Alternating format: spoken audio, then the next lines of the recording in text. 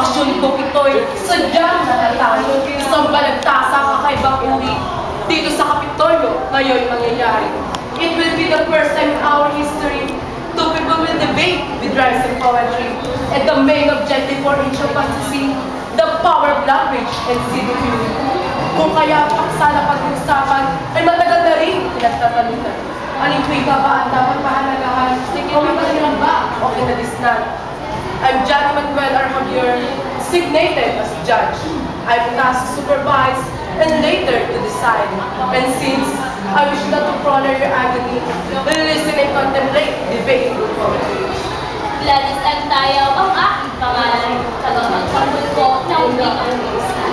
Sa debate ako'y walang atrasan, nakaw ng singaw sa aking lalaki.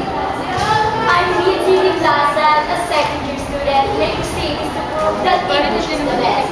No one can stop me nor intimidate. Bayaan yung ako na ang siyang mauna. Ang nansuling Pilipino mga sayang ang bulag kung matalim sana. Subat sa malas ay tutambay niya.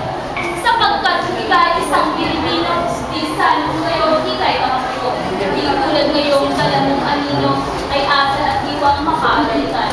By heart and by thoughts, I am a Filipino, and I love this country just like the way I do.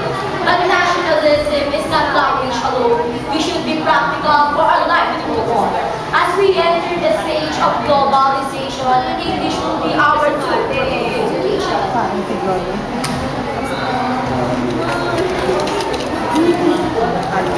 Isang kalibangan ang iyong tinguhan na magpaalipin sa mga lupa.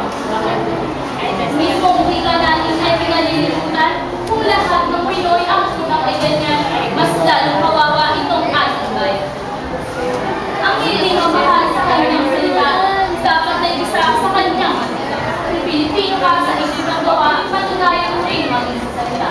In chemistry, physics, biology, and math, Filipino language is not enough now. For comprehension and to avoid confusion, English will only be the only solution.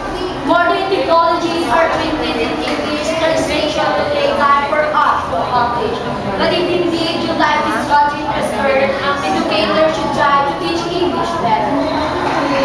Wikang Pilipino ang tanging pag-asa upang tayong lahat ngayon magkaisa.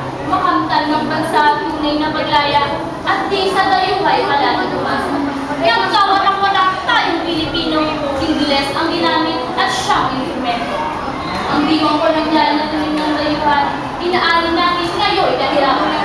Our people were poor, then blame the government for they have done nothing for our improvement. But English language will not be the culprit. In fact, it is a man people should graduate.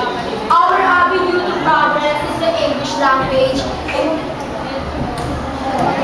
Unlike the other nations, it's our advantage.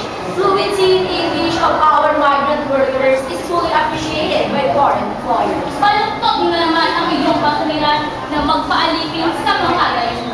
Sa todo ng iyong pag-uusap ngayon, nais mong matulad kay Florence Decason.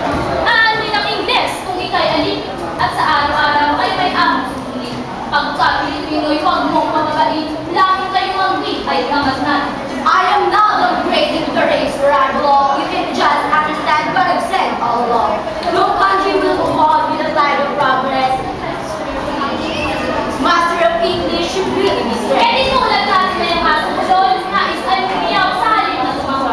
Huwag namin payagang lalo pang masagal gusto nila na sinabi sa kakulinan. Of course, I'm not a dog. Also, I'm not a cat. A false analogy is what I'm trying to Kahit get. mamakalso, ngayong tama naman, abnormal ang ating naging kalagayan. Everything is normal and the problem is you. You're trying to deviate from the real issue. Hintay! Saglit lamang! Aking puputulin. Nagabyang ng apoy nito ang paksa natin. Ngayon, silang dalawa ay pagpapansin. Si Gladys naman ang ating pag-inusin. But then, the two of them will carry the same stand. Meeting still trying to support your demand. The irony of all is that they will argue using the language that they intend to undo. Pakinggan nga muna natin si Mitzi kahit naganap na sa English Palisiya. How about giving her another round of applause as she tries to unfold the main part of our show? Di naman kolonyal ang maging praktikal, pagpos ay paggawa sa pagiging mahal. Hindi sa kailangan ng kahit Ingles ay isang wikang universal, siyang sandigan ng mga mag-aaral. Walang bayan kayang umunlad mag-isa kung sa wikang Ingles ay hindi aasa. I dare to is a free practice for those who listen, please hear now.